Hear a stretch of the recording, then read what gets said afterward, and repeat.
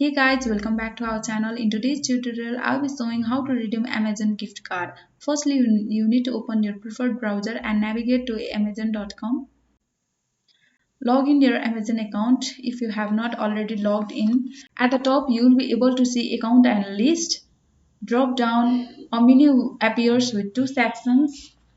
One section is called your list and another section is called your account. On the your account section, click on your accounts. A screen with information about your Amazon account appears. Click on gift card from the list of the options. The gift card balance screen associated with your account will appear.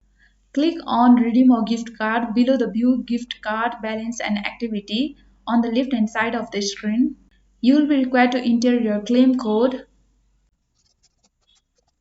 and click on apply to your balance. And this is how you redeem Amazon gift card. Make sure to subscribe and hit the notification bell of this channel so that you never miss an upcoming videos. Thank you.